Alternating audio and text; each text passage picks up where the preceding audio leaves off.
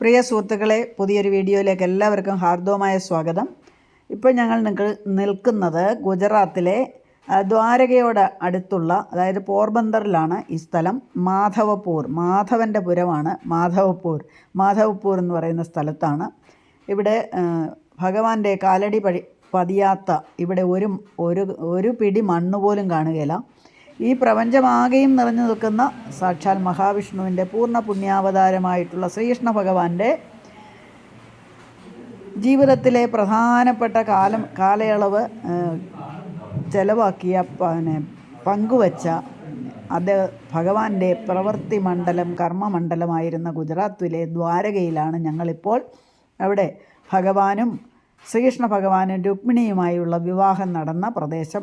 അവിടെ ഒരു ചെറിയ ക്ഷേത്രമുണ്ട്. ഭഗവാനും രുക്മിണി ദേവിക്കും രണ്ട് പ്രത്യേക തൊട്ടിൽ പോലെ ഇരിക്കാനുള്ള സൗകര്യമുള്ള വളരെ മനോഹരമായിട്ടുള്ള അലങ്കരിച്ചിട്ടുണ്ട്. ഇത് എത്രയോ നൂറ്റാണ്ടുകൾക്ക് മുൻപ്, ആയിരക്കണക്കിന് വർഷങ്ങൾക്ക് മുൻപുണ്ടായിരുന്ന ജീവിച്ചിരുന്ന ഭഗവാന്റെ ആ സങ്കല്പത്തിൽ ഇപ്പോഴും വളരെ ഭംഗിയായിട്ട് അവിടെ എല്ലാം സൂക്ഷിച്ചിട്ടുണ്ട്. നമുക്ക് അവിടെയൊക്കെ കയറി ഭഗവാനെ തൊഴുമ്പോൾ, ഭഗവാനെ പ്രണമിക്കുമ്പോൾ ഭഗവാന്റെ ഓരോരോ ലീലകളായിട്ട് നമ്മുടെ മനസ്സിലേക്ക് ഓടി വരും. അങ്ങനെ ആ മനോഹരമായിട്ടുള്ള പുണ്യമായിട്ടുള്ള പ്രദേശങ്ങളൊക്കെ കാണാൻ പറ്റുക തന്നെ ഒരു മഹാഭാഗ്യമായിട്ട് കരുതുന്നു. അതിനടുത്ത് തന്നെ വൃന്ദാവനത്തിലെ പോലെ ഒരു ഗോശാലയുണ്ട്. വൃന്ദാവനത്തിലെ ഗോപികമാരെ പോലെ പാൽക്കുടവുമായിട്ടൊക്കെ നീങ്ങുന്നവർ, തലയിലൊക്കെ പാൽക്കുടം വെച്ച് പോകുന്നവരെയൊക്കെ കണ്ടു. കുറച്ച് പശുക്കളും അവിടെയുണ്ട്. ഈ വൃന്ദാവനത്തിൽ ഞാൻ പോയിട്ടില്ല. ഇനി അവിടെയാണ് എനിക്ക് പോകാനുള്ള അടുത്ത ലക്ഷ്യം. അപ്പോൾ ദ്വാരകയിൽ ചെന്നപ്പോഴും ധാരാളം പശുക്കളെ കണ്ട. എല്ലാ പശുക്കളും നല്ല ആരോഗ്യവതികളായിട്ടുള്ളവർ. ഇത്രയും വലിപ്പമുള്ള പശുക്കളെ ഞാൻ വേറെ എങ്ങും കണ്ടിട്ടില്ല. അപ്പോൾ ചിലർ പറയുണ്ടായി, വൃന്ദാവനത്തിലെ പശുക്കളെ കണ്ടാൽ നമ്മൾ അന്തിച്ചു പോകും, അതുപോലെ വലിപ്പമാണ് അവർക്കെന്ന്. കാരണം നമ്മുടെ കേരളത്തിൽ അവിടെ ഇവിടെ ആയിട്ടൊക്കെ മെലിഞ്ഞുണങ്ങിയ പശുക്കളെ കണ്ടിട്ട് അവിടെ ചെല്ലുന്ന ഉടനെ ഇത്ര വലിയ പശുക്കളെയൊക്കെ കാണുമ്പോൾ നമുക്ക് അത്ഭുതം തോന്നുന്നു. കാരണം അവരെ ഇങ്ങനെ സ്വതന്ത്രമായിട്ട് മേയാനായിട്ട് അഴിച്ചു വിട്ടേക്കുവാണല്ലോ. ഈ ക്ഷേത്രം കണ്ടോ, ഇതാണ് ഭഗവാൻ്റെ നേരത്തെ ഉണ്ടായിരുന്ന ക്ഷേത്രം. അതായത് മാധവരായ്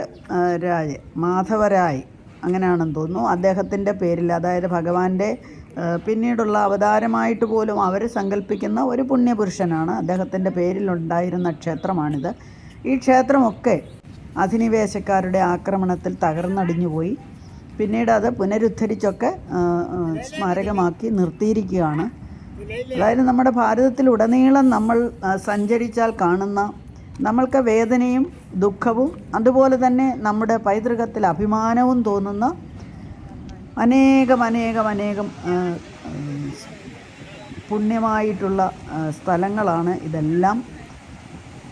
അധിനിവേശക്കാരെ എത്ര ശ്രമിച്ചിട്ടും അവയൊന്നും നഷ്ടപ്പെടുത്താൻ, പൂർണ്ണമായി നശിപ്പിക്കാൻ കഴിയാതെ നിലനിൽക്കുന്ന ആ സനാതന ധർമ്മത്തിൻ്റെ, ഒരിക്കലും നശിക്കാത്ത ധർമ്മത്തിൻ്റെ അടയാളങ്ങളാണ് ഈ ഓരോ കെട്ടിടങ്ങളും, ഓരോ ക്ഷേത്രങ്ങളും, ഓരോ സ്മാരകങ്ങളുമായിട്ട് ഇന്നും നിലവിലുള്ളത്. ഈ പ്രദേശങ്ങളൊക്കെ നമ്മൾ പോയി കാണേണ്ടതാണ്. ഓരോ ഭാരതീയനും, ഭാരതത്തിൻ്റെ പൈതൃകത്തിൽ അഭിമാനിക്കുന്ന ഓരോ വ്യക്തിയും നമ്മുടെ ഭാരതം എന്താണെന്ന് മനസ്സിലാക്കാൻ ജീവിതകാലത്തിൽ ഒരിക്കലെങ്കിലും ഇതുപോലെയുള്ള പ്രധാനപ്പെട്ട പുണ്യസ്ഥലങ്ങൾ സന്ദർശിക്കേണ്ടതാണ്. എല്ലാവർക്കും എൻ്റെ ഈ യാത്ര ഒരു പ്രചോദനമാകട്ടെ.